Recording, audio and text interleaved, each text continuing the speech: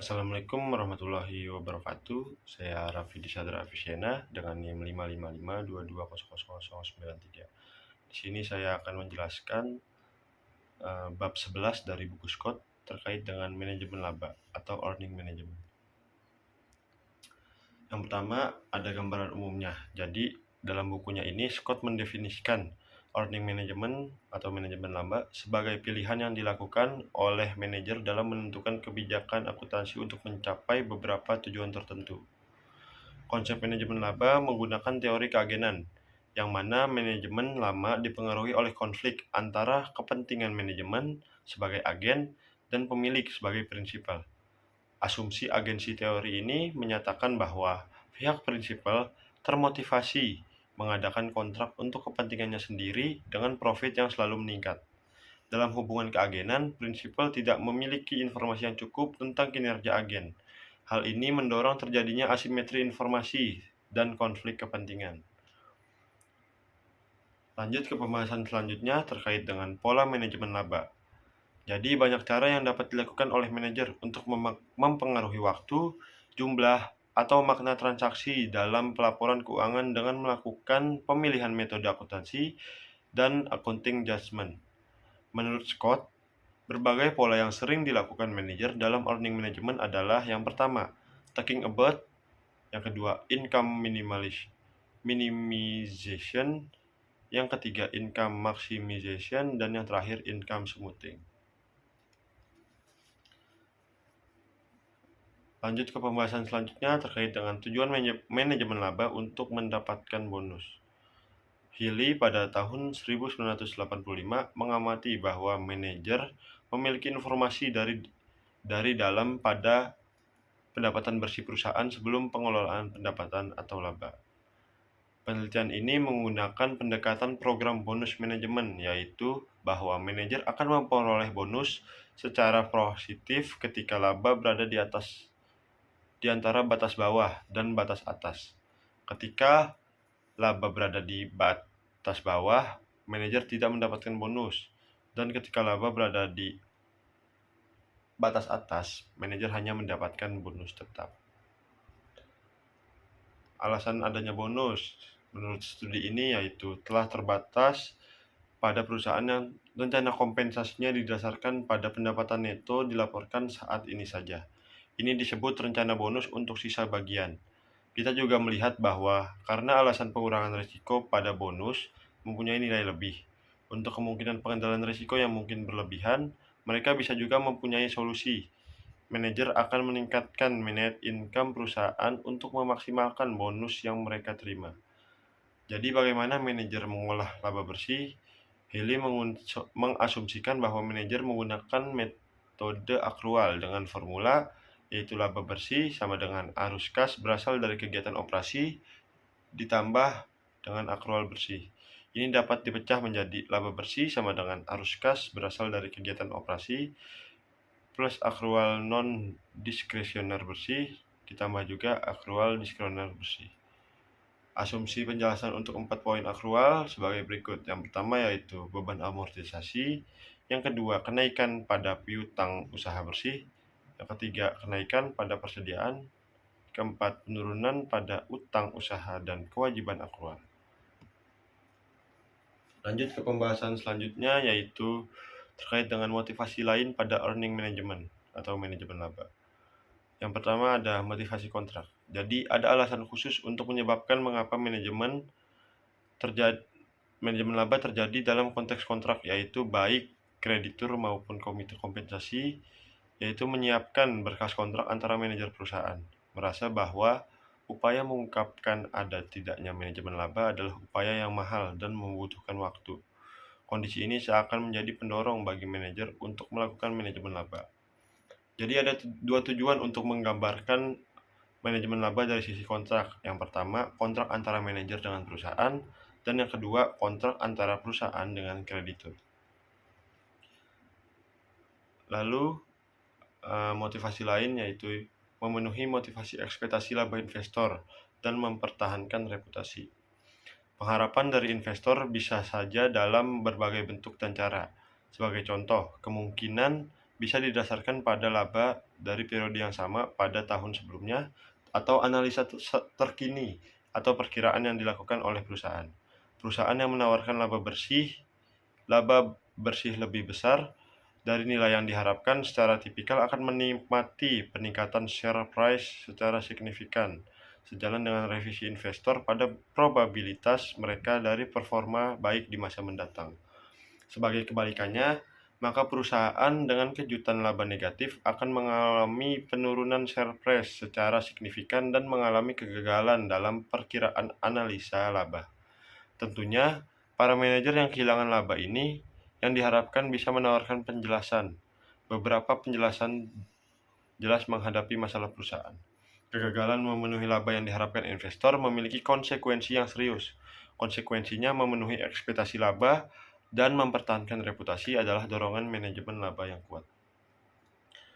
Lanjut ke pembahasan selanjutnya terkait dengan Initial Public Offering atau yang biasa disebut dengan IPO adalah penawaran perdana saham oleh perusahaan yang hendak go public kepada investor yang berminat. Dengan melakukan IPO, perusahaan yang awalnya berbentuk privat maka menjadi perusahaan yang go public. Fund pada tahun 2007 berdasarkan sampel yang berbeda menemukan bahwa manajer mengelola laba yang tinggi untuk tujuan IPO, dan pembalikan akrual berikutnya mengurangi laba di masa depan. Hal ini menyarankan investor secara rasional mengantisipasi kehadiran perusahaan IPO yang melakukan manajemen laba dan membangun antisipasi ke dalam jumlah yang mereka bayar untuk saham IPO. Lalu, sisi baik dari manajemen laba. Yang pertama, membuka komunikasi yang diblok atau terhambat. Jadi konsep komunikasi yang terhambat atau diblokir berasal dari Dembski dan Sappington pada tahun 1987. Mereka menunjukkan kehadiran dari komunikasi yang diblokir yang bisa menurunkan efisiensi dari kontrak agen, karena agen kemungkinan akan mengurangi perolehan informasi dan berkompensasi dengan bertindak. Jadi jika hal ini terjadi, maka pelaku utama akan menerima insentif untuk mencoba mengeliminasi atau menurunkan blokade informasi. Lalu menurut Gu dan Lee pada tahun 2007, cara untuk mengurangi blokade adalah pembelian saham. Pengungkapan barisan item mengurangi kemampuan manajer untuk menggunakan manajemen laba untuk mencapai perkiraan. Dengan demikian, kecurigaan investor bahwa perkiraan mungkin dinaikkan. Pada konteks ini, manajemen laba juga dapat sebagai alat untuk mengurangi blokade. Sisi baik yang kedua yaitu bukti empiris dari earning management. Jadi, Subramanyam pada tahun 1996 membagi akrual ke dalam komponen diskresioner dan komponen non-diskresioner menggunakan model Jones. Subramanyam menemukan setelah pengendalian terhadap efek arus kas operasi dan akrual non-diskresioner pada pengembalian saham, konsisten dengan para manajer, rata-rata menggunakan manajemen laba secara bertanggung jawab untuk mengungkapkan informasi bagian dalam tentang laba masa depan.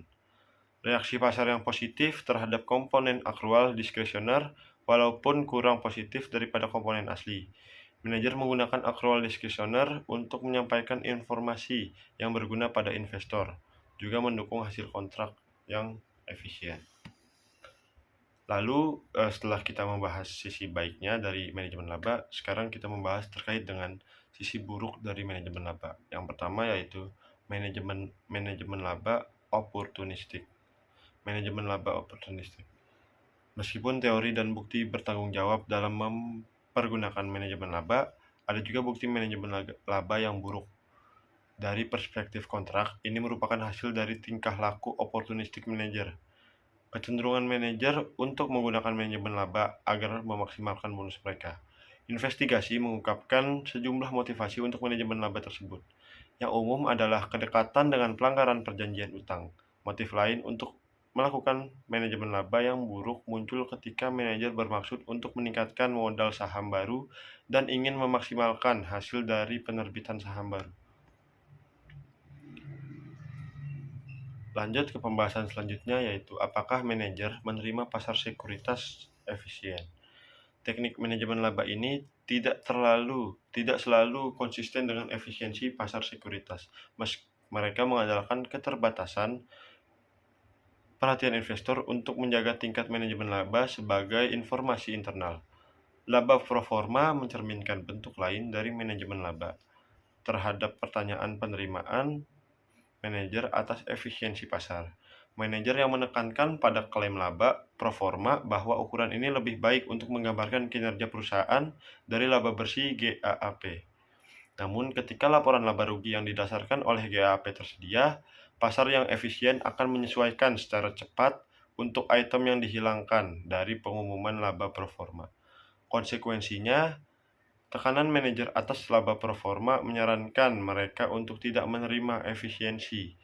Kebijakan manajemen laba tidak masuk akal jika pasar sekuritas efisien. Konsekuensinya, manajer yang terikat pada hal tersebut, mereka seharusnya tidak menerima secara penuh tentang efisiensi. Lanjut, yaitu implikasi bagi akuntan. Jadi, bagi akuntan yang ingin mengurangi manajemen laba yang buruk, bagaimanapun tidak menolak efisiensi pasar, tetapi untuk meningkatkan keterbukaan. Pengungkapan penuh membantu para investor untuk mengevaluasi laporan keuangan sehingga mengurangi kerentanan mereka terhadap bias perilaku dan mengurangi kemampuan manajer untuk mengeksploitasi tata kelola perusahaan yang buruk dan inefisiensi pasar. Cara lain untuk meningkatkan pengungkapan mencakup pelaporan dampak pada pendapatan inti yang secara umum membantu investor dan komite kompensasi untuk mendiagnosis kelemahan item.